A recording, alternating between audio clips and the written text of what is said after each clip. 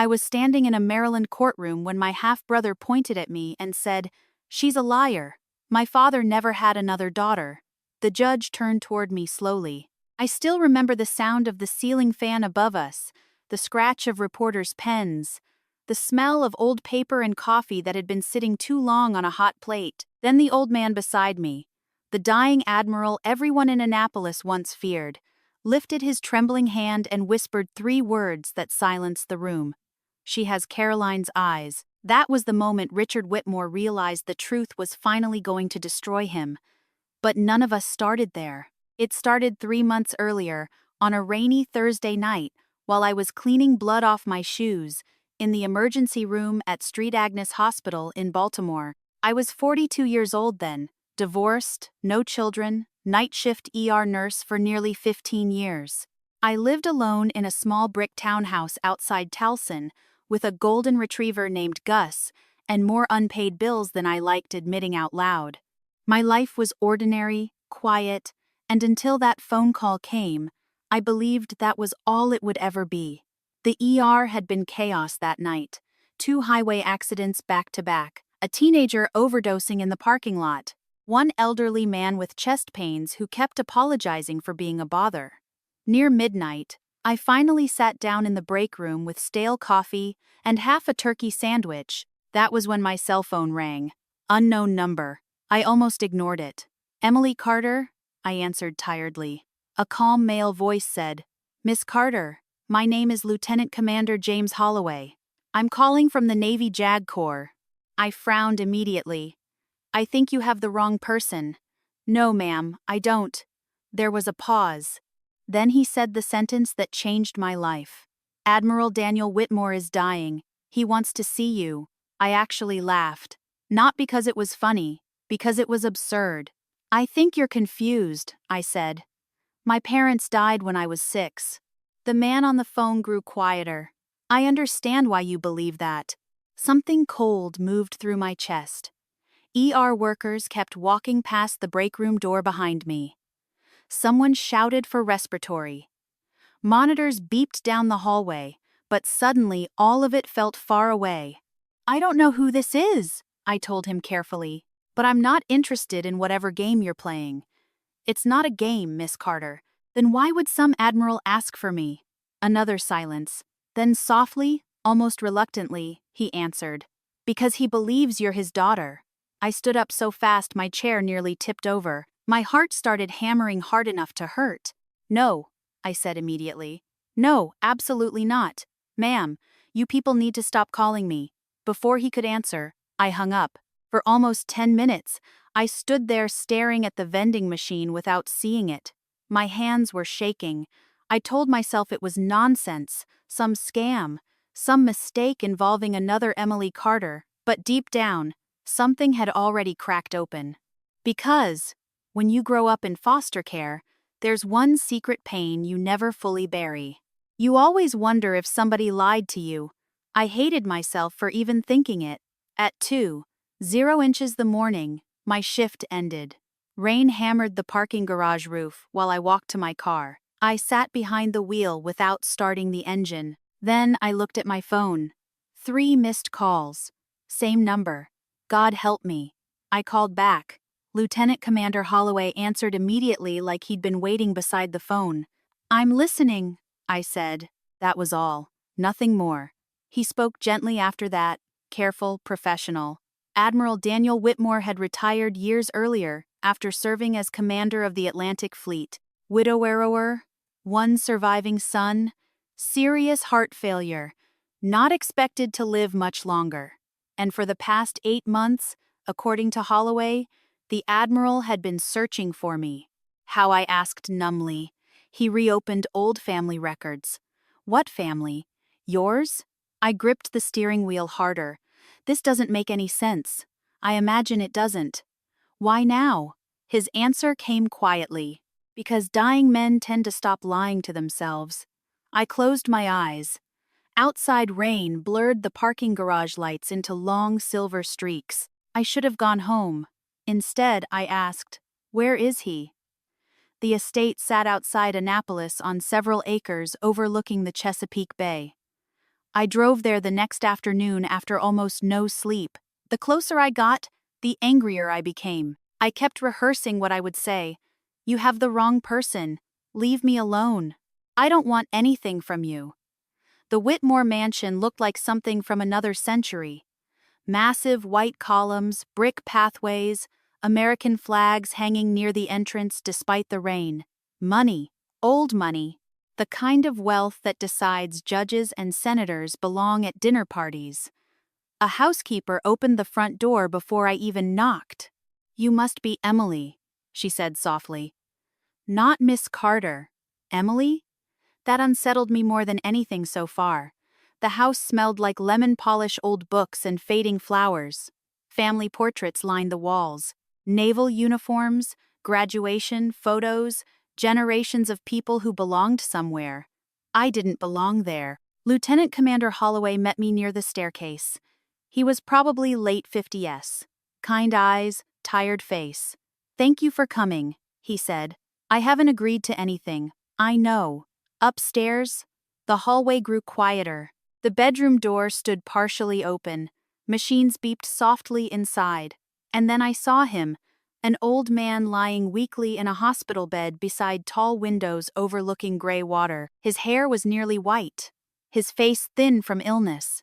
But the moment his eyes lifted toward mine, I stopped breathing because they were my eyes. Same shape, same color, same strange dark ring around the iris. The old man stared at me like he'd spent 40 years drowning and finally reached air. Tears filled his eyes instantly. "My God," he whispered. I couldn't move, couldn't think. The room tilted sideways. Then he said the words that shattered my entire life. "You look just like your mother." I should have walked out. Maybe a smarter woman would have. Instead, I stepped closer to the bed, like somebody moving through a dream. And on the nightstand beside him sat an old framed photograph. A younger version of the Admiral stood beside a smiling woman, holding a little girl with dark eyes. My eyes. I didn't touch the photograph. I just stood there, staring at it, while every memory I trusted started falling apart inside my head. The little girl in the picture couldn't have been older than 5. Dark curls, red raincoat, missing front tooth. I still had that same crooked smile and childhood photos from foster care. Only now I realized those photos had started after that picture was taken. Not before. The old man in the bed watched me carefully, like he was afraid one wrong movement might make me disappear again. "Emily," he whispered. Hearing my name in his voice made something twist painfully in my chest. I stepped back immediately. "No," I said. "Don't do that." His eyes closed briefly. "I know I don't deserve. You don't deserve anything from me." The words came out sharper than I intended, but I didn't take them back. Lieutenant Commander Holloway quietly left the room, closing the door behind him. Now it was just me and the dying stranger who apparently shared my face. Rain tapped softly against the windows overlooking the bay. "You need to explain this," I demanded. Daniel Whitmore looked older than any man I'd ever seen up close.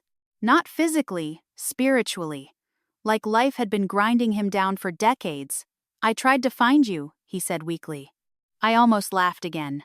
That's funny because I spent 36 years believing I was abandoned. Pain crossed his face so deeply that for one terrible second, I believed him. "I never abandoned you." "Then where were you?" His hand trembled against the blanket.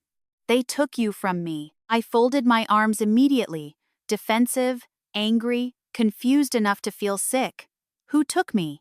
But before he could answer, the bedroom door opened. A tall man in an expensive gray suit walked inside carrying a tablet and 2 folders. He stopped cold when he saw me, and the look on his face told me one thing instantly. He already knew exactly who I was. He recovered quickly, though. Rich people always do. "You must be Emily," he said smoothly. Daniel's expression hardened. "This isn't the time, Richard." "Richard." "His son." My stomach tightened. The man gave me a polite smile that never reached his eyes. "I'm Richard Whitmore, half-B brother there." Even thinking the word made my skin crawl.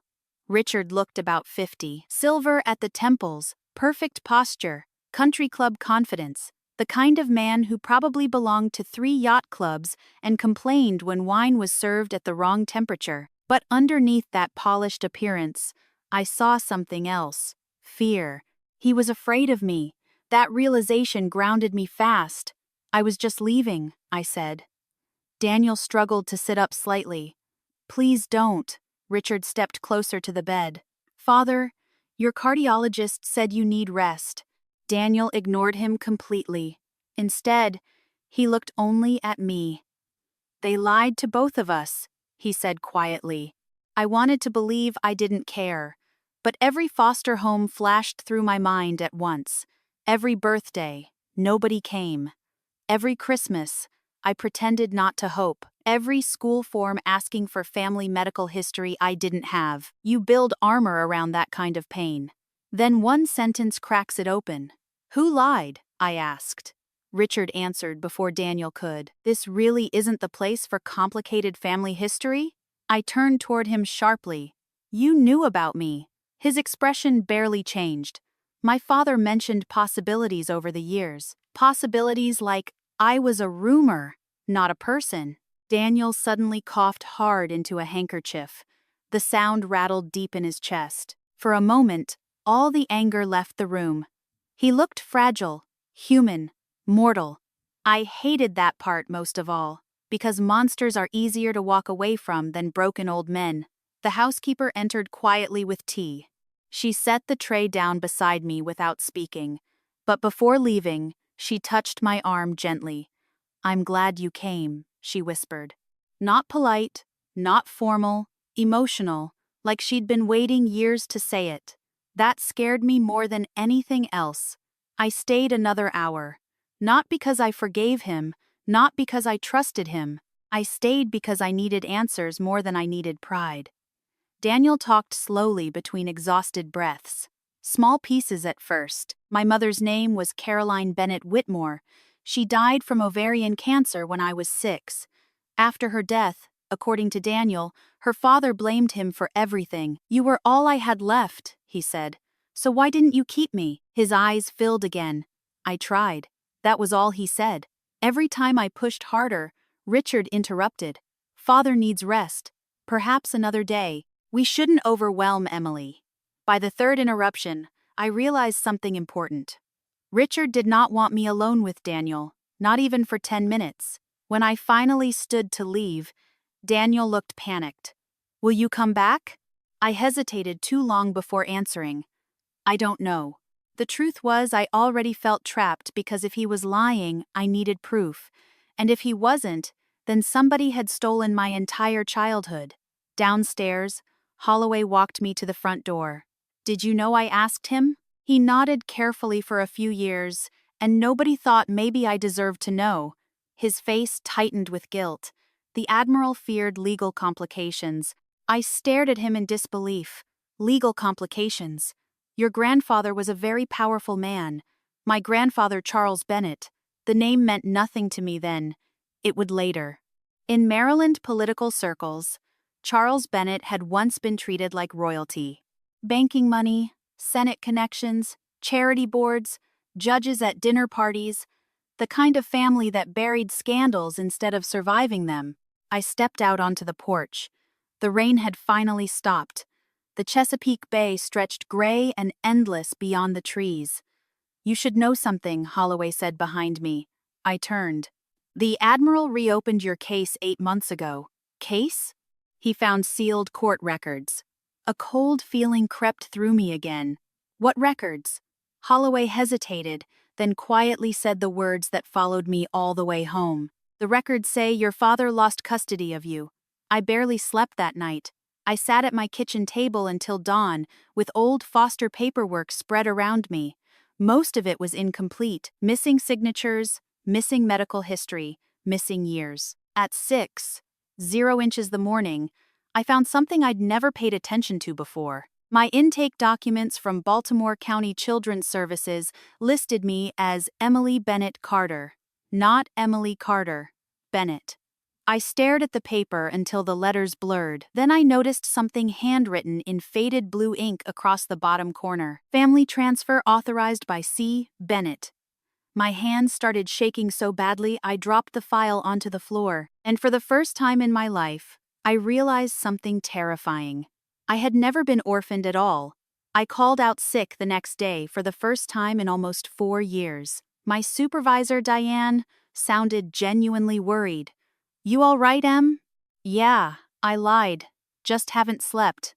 That part at least was true. I spent the morning sitting at my kitchen table with 36 years of paperwork spread around me like evidence from somebody else's murder, because that's what it felt like. Like somebody had killed my old life overnight.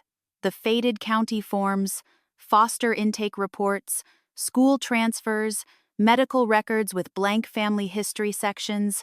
Every page suddenly looked suspicious, and one name kept appearing over and over again. C. Bennett. Sometimes as a signature, sometimes as an authorization, once as an emergency contact. Not father, not grandfather, just initials. Like I was some problem being managed quietly. By noon, I drove to the Baltimore County Records Office. The building smelled exactly like every government office in America smells: dust, old paper, stale air conditioning, and burned coffee. A gay-haired clerk wearing bifocals helped me search archived family court records. At first, nothing appeared. Then she frowned at her computer screen. "That's odd." "What?" She adjusted her glasses. "Your file's restricted."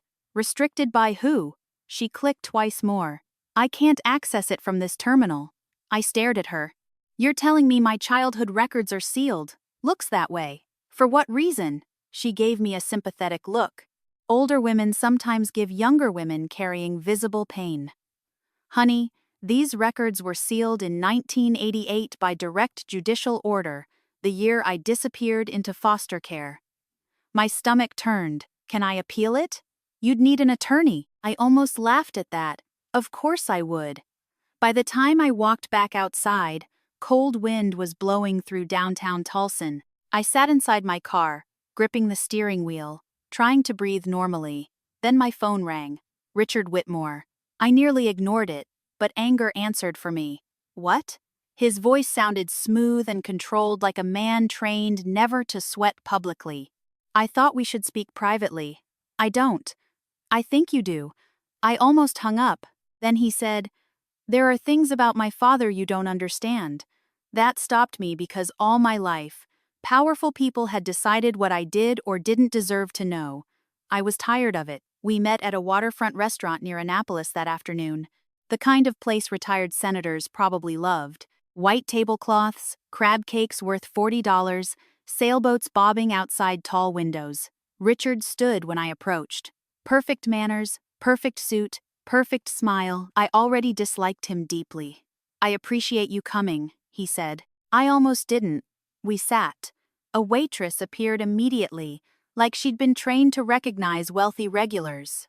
Richard ordered black coffee. I asked for nothing. For a moment, he simply studied me.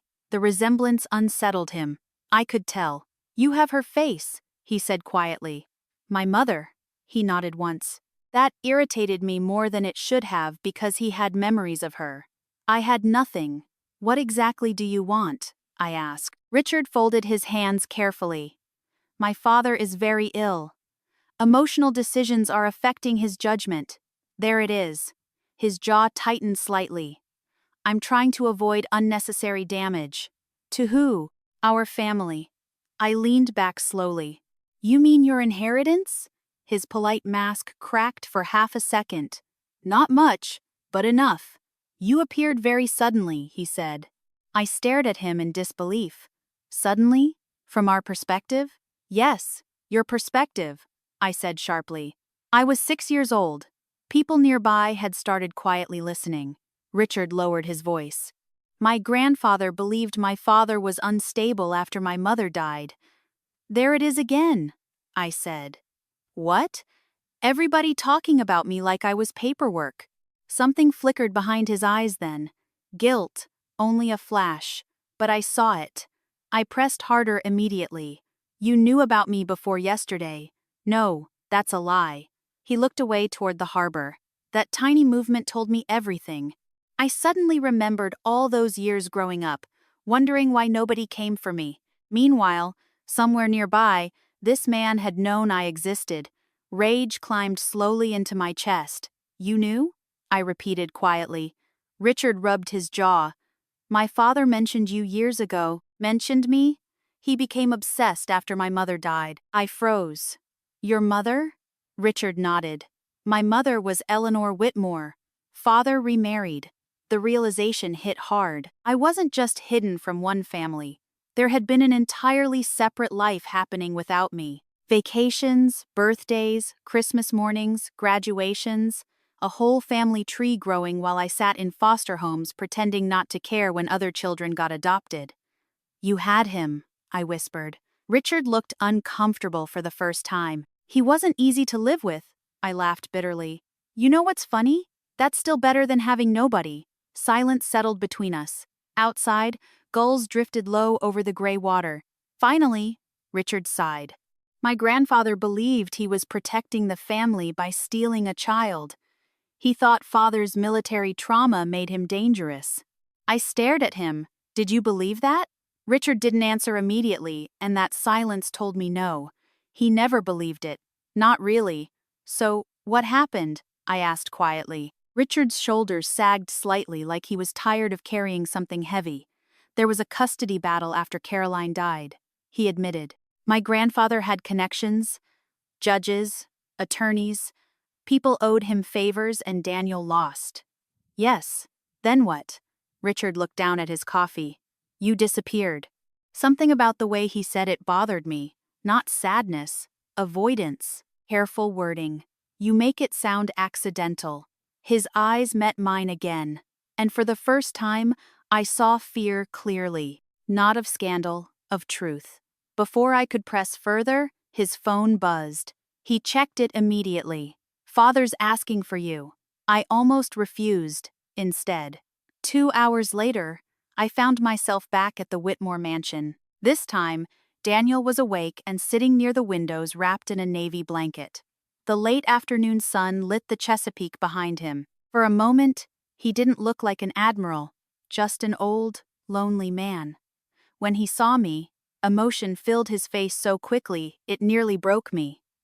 "You came back." I stayed standing. I found the court records. His eyes closed briefly. Then he whispered, "I prayed you never would." "Why?" "Because I knew what it would cost you." Anger exploded out of me before I could stop it. It already cost me everything. Daniel flinched hard, and suddenly I hated myself a little because underneath all the confusion and fury, I realized something awful. He looked exactly like a father who'd been grieving for decades. 3 days later, my face was on local television, not the main evening news. Not yet.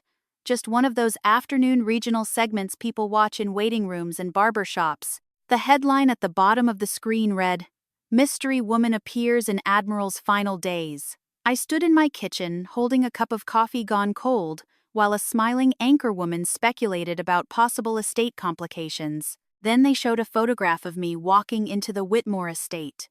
Somebody had been waiting with the camera. I turned the television off immediately.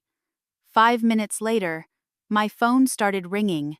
Coworkers, friends I barely talk to anymore. One reporter even left a voicemail asking whether I was the Admiral's secret daughter. Secret daughter, as if I were an affair instead of a child.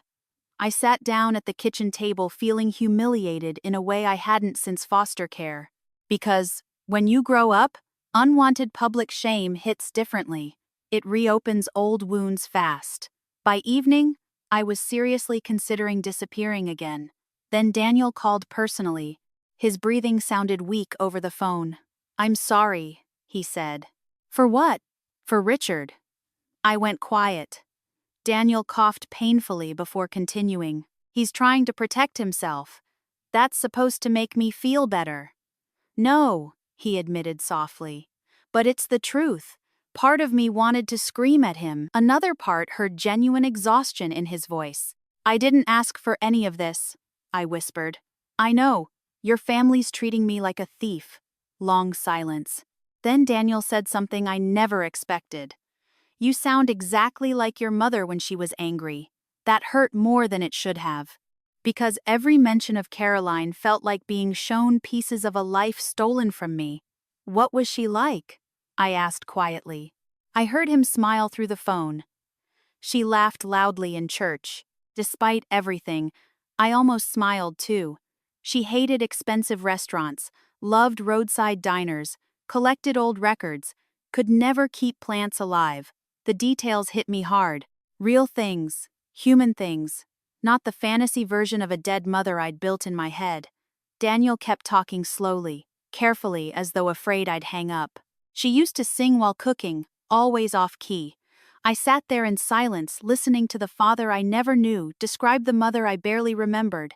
And for the first time, this stopped feeling like a scandal. It started feeling like grief. The next morning, I drove to Annapolis again.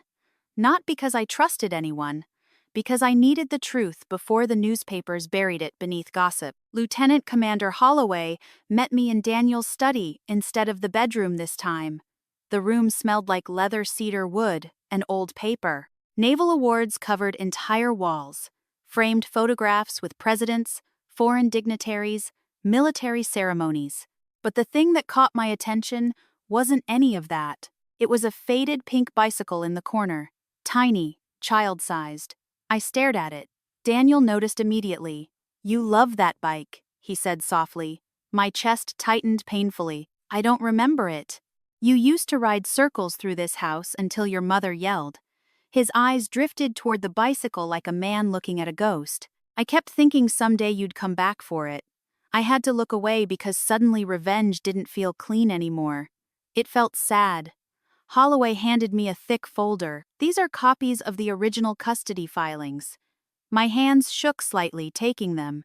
Inside were psychiatric evaluations, claiming Daniel suffered violent combat instability after returning from deployment. Aggressive tendencies, emotional unpredictability, potential danger to a minor child. I looked up slowly. "These are fake." Daniel gave a bitter smile. "Not entirely. I drank too much after Caroline died. That doesn't make you dangerous." "No," he said quietly. "But it made me vulnerable." I kept reading witness statements, character concerns, judicial recommendations. Every page painted him as unstable. Then I saw the judge's signature, Harold Benton. The name meant nothing to me. But Holloway leaned forward. Judge Benton retired 2 years later and joined Bennett Financial Holdings as legal counsel. I stared at him. "You're kidding." "I wish I were." Something inside me hardened then, not toward Daniel. Toward the people who engineered this people with money, connections, influence. They hadn't just won custody, they erased a human being. Daniel suddenly pulled open a desk drawer beside him. From inside, he removed dozens of returned letters tied with faded ribbon. "I'll address to you," he said. My throat closed instantly. I untied one carefully. Every envelope had been returned unopened. No forwarding address. Some were birthday cards, some Christmas letters. One simply read, "I saw a little girl at the harbor today wearing yellow rain boots. For one terrible second, I thought it was you." My vision blurred. "They told me you were moved constantly," Daniel whispered. "I hired investigators, lawyers, anyone who would help." "Why didn't you go public?" The shame on his face answered before his words did. "Because Charles Bennett threatened to destroy everyone around me." I looked up sharply. "What does that mean?" Daniel hesitated too long. "Finally," he said quietly, "he threatened your mother's reputation." Silence filled the study. Older Americans understand this kind of power better than younger people do. Back then, wealthy families protected appearances at all costs. Mental illness, alcohol problems, custody scandals, everything stayed buried. And people like Charles Bennett knew exactly how to weaponize shame. I suddenly realized Daniel hadn't only lost me, he lost publicly. That kind of humiliation destroys men from his generation. A knock interrupted us. Richard entered without waiting. The moment he saw the letters in my hands, his expression changed. "Not surprise. Alarm, father," he said sharply. "You shouldn't be exhausting yourself." Daniel's voice turned cold instantly. "Leave." Richard ignored him. Instead, he looked directly at me. You should understand something before believing every story you hear.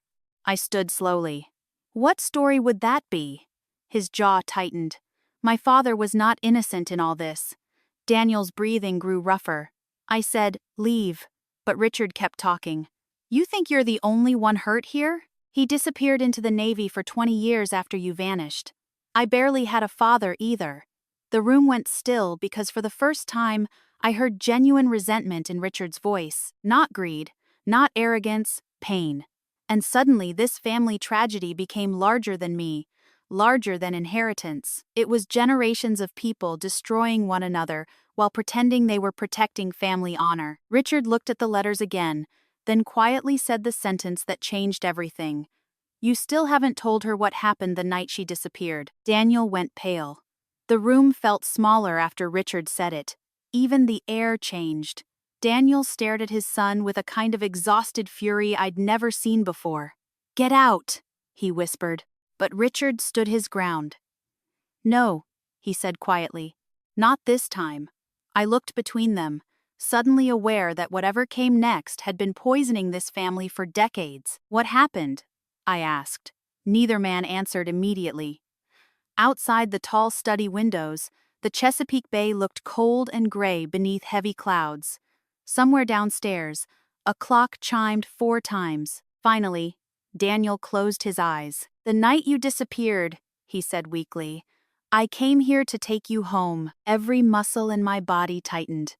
He motioned toward the chair across from him. I sat slowly.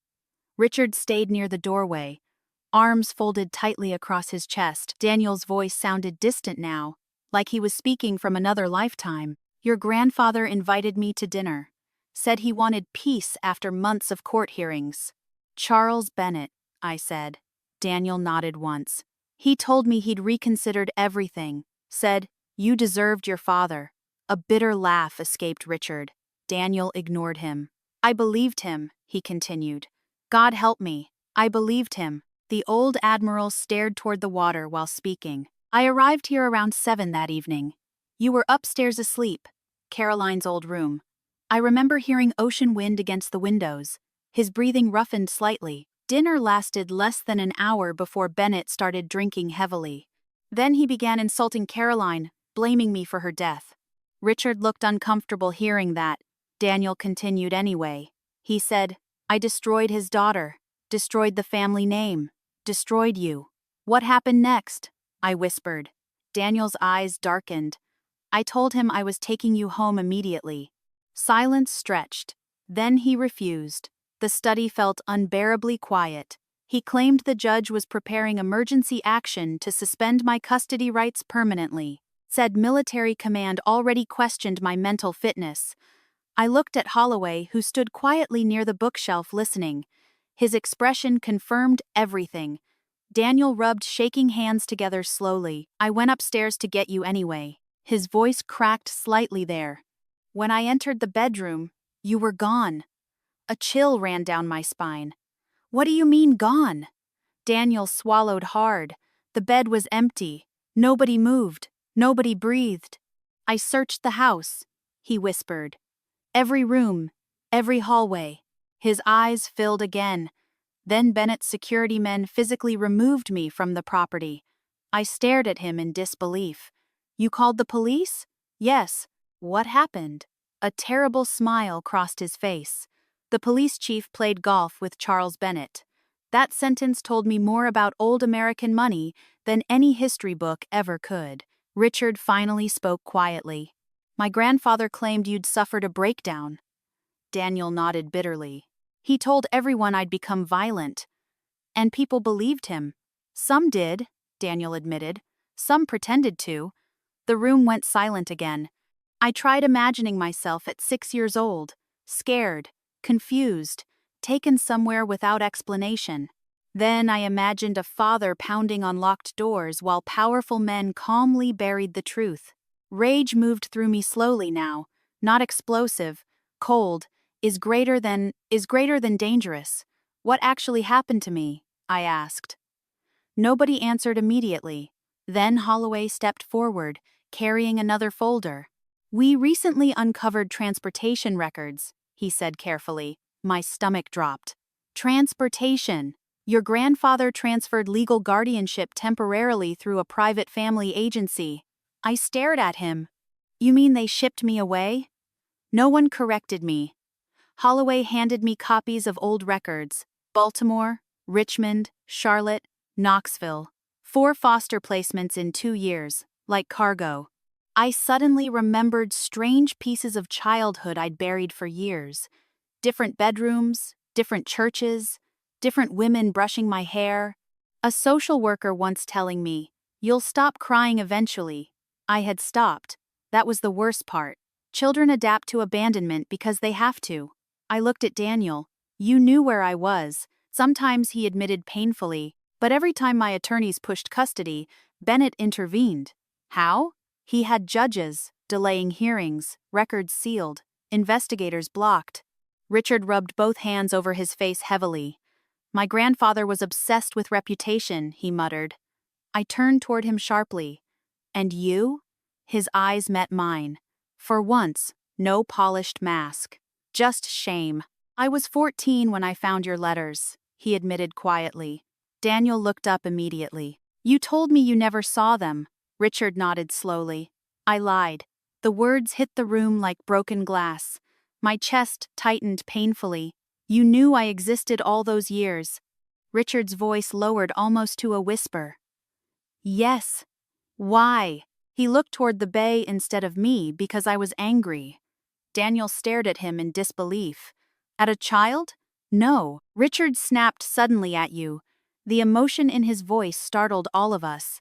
You disappeared after Caroline died, he said to Daniel. You buried yourself in deployments and Navy politics, while I grew up in this mausoleum listening to grandfather talk about honor every day. Daniel looked devastated. Richard laughed bitterly. And then suddenly there were letters to another daughter. Another child you couldn't let go of. I realized then that Richard had spent decades competing with the ghost of a missing little girl. Not for money, for love. That didn't excuse what he'd done. But it made him human. I told myself keeping the letters hidden protected the family, Richard said hoarsely. Truth is, I didn't want to lose what little father I had left. Silence filled the room. Daniel looked older by the second. You stole 30 years from her, he whispered. Richard's eyes finally met mine, and from him he admitted. For the first time since meeting him, I saw genuine remorse. Not enough to erase anything, but real. A soft knock interrupted us. The housekeeper entered carrying tea. When she saw our faces, she immediately understood something terrible had surfaced. She quietly set the tray down. Then she looked at me gently. I used to sneak your father updates whenever I could, she said softly. I blinked. What? She nodded sadly. Your grandfather fired anyone who mentioned your name, but some of us remembered. How long have you worked here? 41 years. Long enough to watch an entire family destroy itself. I suddenly felt exhausted beyond words. Not dramatic exhaustion, old exhaustion. The kind people carry after years of grief. I looked around the study filled with military awards and polished wood and expensive paintings. None of it mattered. All that money, all that influence, and these people still ended up lonely. Daniel suddenly pressed a trembling hand against his chest. Holloway moved instantly. Sir, the Admiral's breathing became shallow. Machines nearby began beeping faster. I stood frozen while Holloway called for medical staff downstairs. But through all the chaos, Daniel kept staring only at me, terrified, not of dying, of losing me again. And in that moment, I realized something dangerous. I no longer wanted revenge against a dying old man. I wanted revenge against everyone who taught him love could be taken away by power. The courthouse in Annapolis smelled like rain-soaked wool coats and old wood polish. I remember that clearly. Funny the things people remember on the worst day of their lives. Not the cameras outside, not the reporters shouting questions, not even the pain.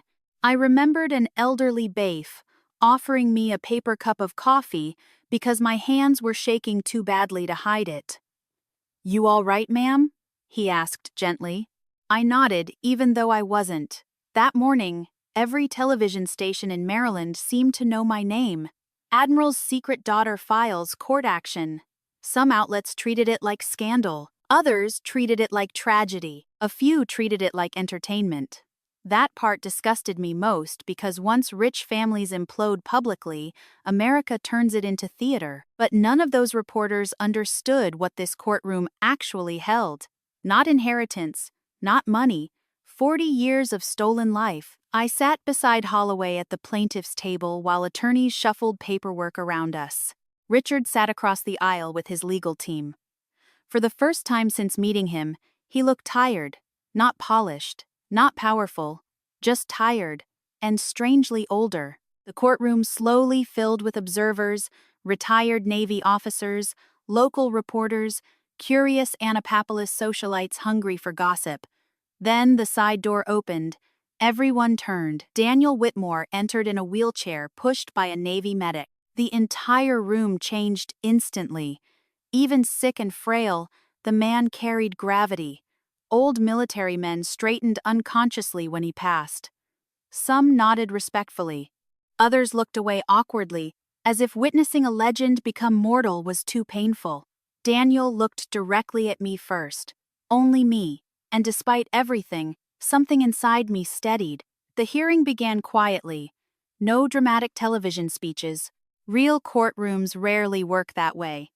Mostly paperwork, arguments over sealed records, procedural motions, but underneath all that legal language sat something raw and human. Who gets to decide whether a parent deserves their child? Richard's attorney spoke first.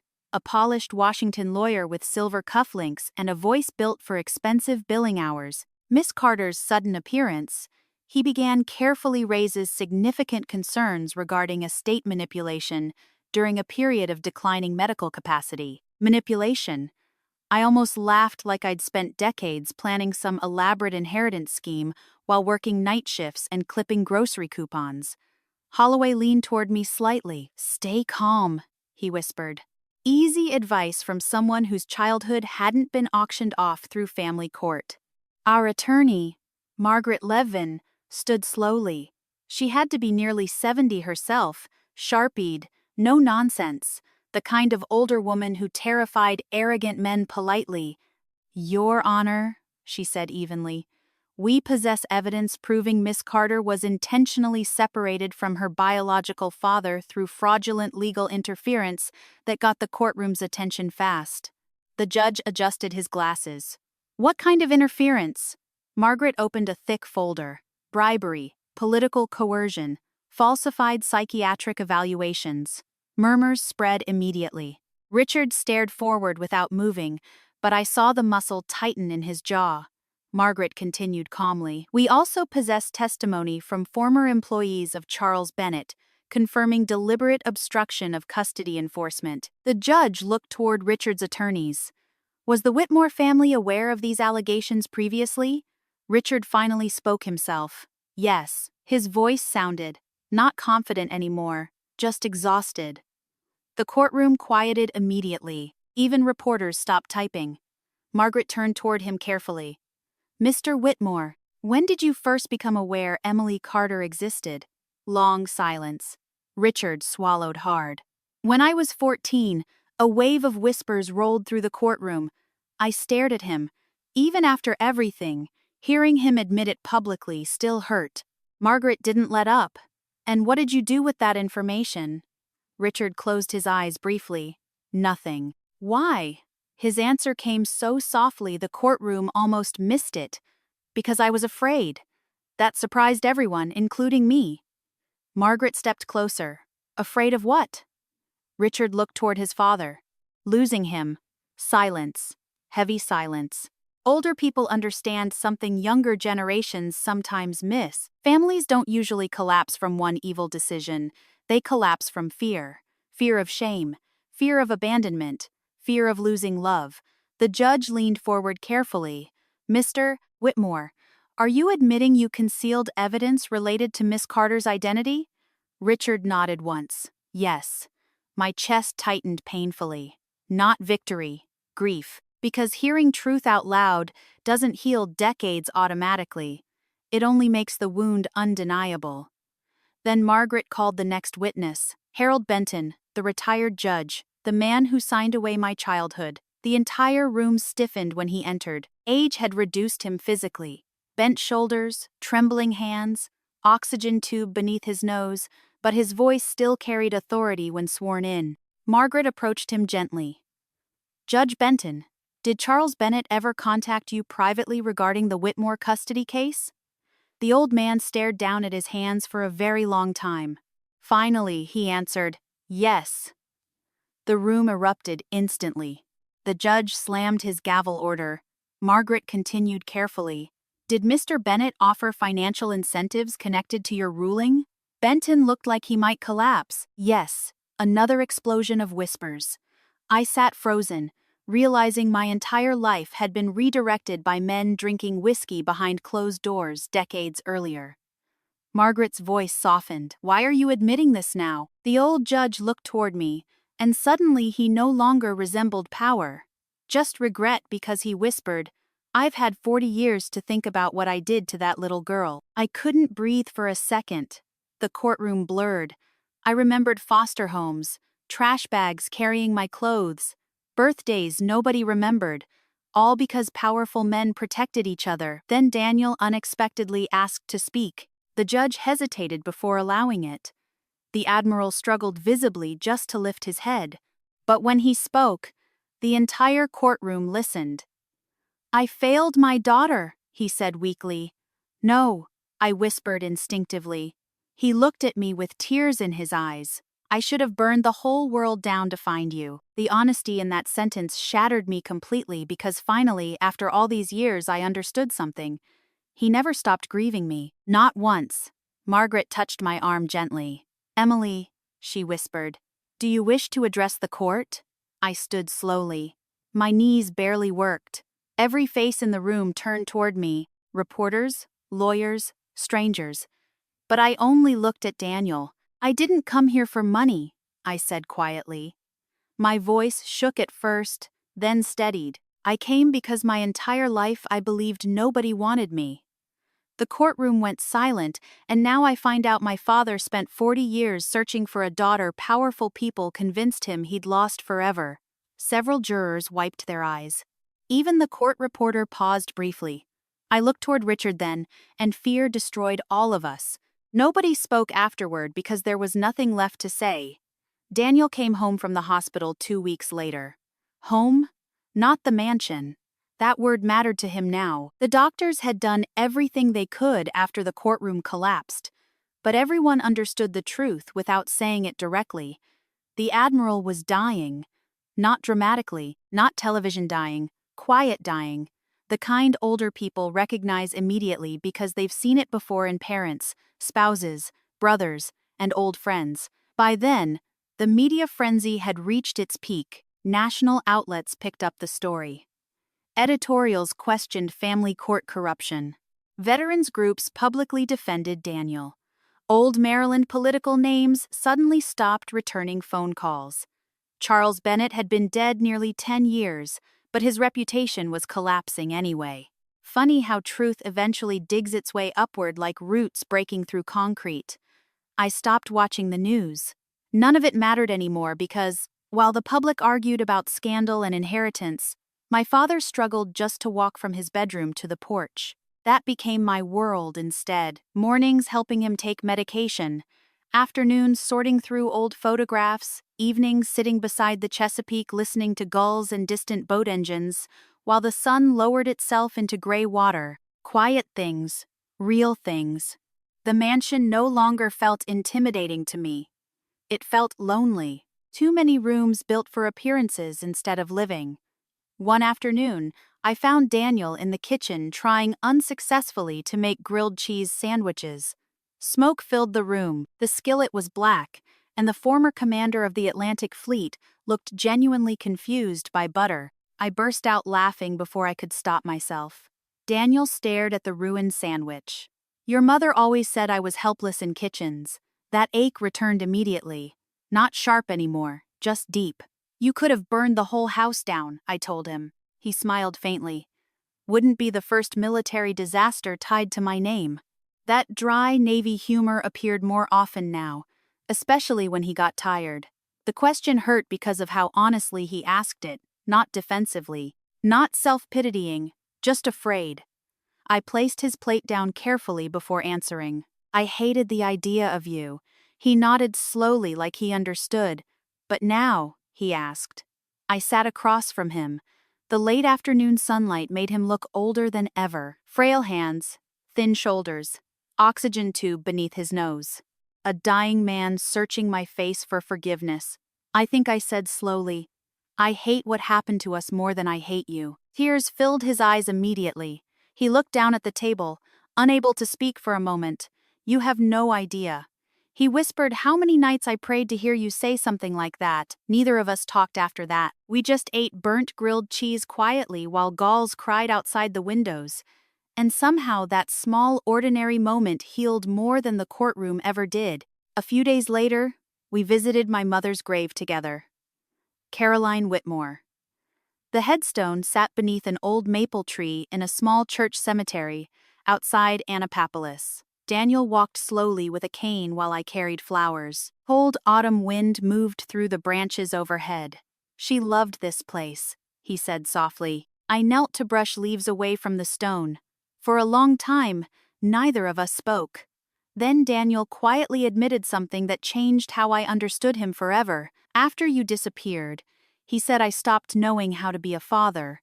I looked up slowly. I buried myself in the Navy because it was the only thing I still understood. His eyes stayed fixed on the grave. Ships followed orders. Missions made sense. War had rules. He swallowed hard. But losing you? His voice broke. That was chaos.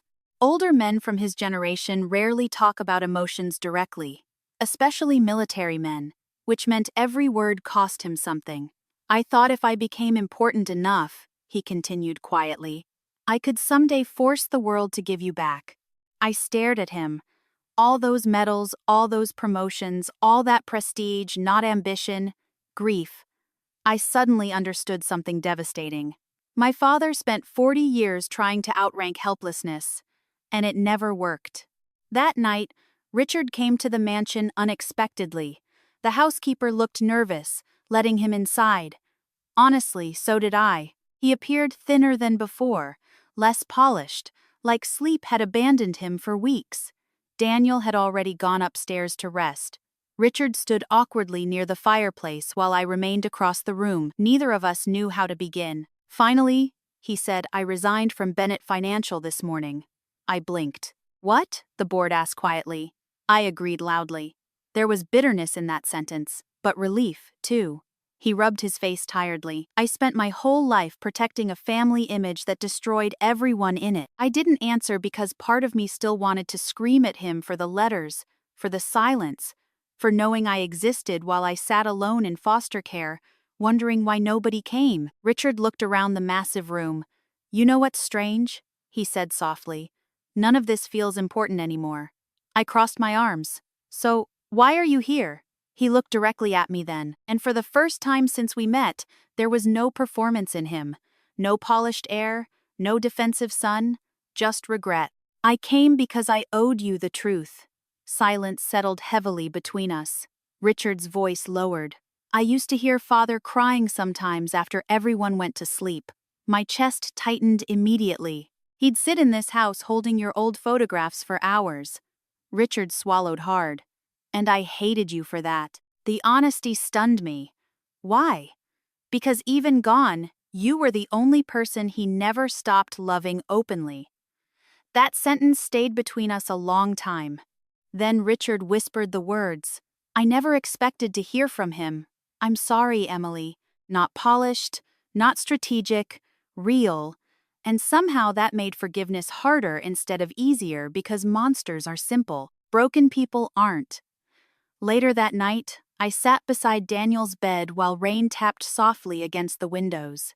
He woke briefly around midnight, confused at first. Then he saw me sitting there and smiled. You stayed, he whispered. I took his frail hand carefully. Yes, I said. His eyes drifted closed again. Just before sleep carried him away, he whispered one final sentence. You were always my little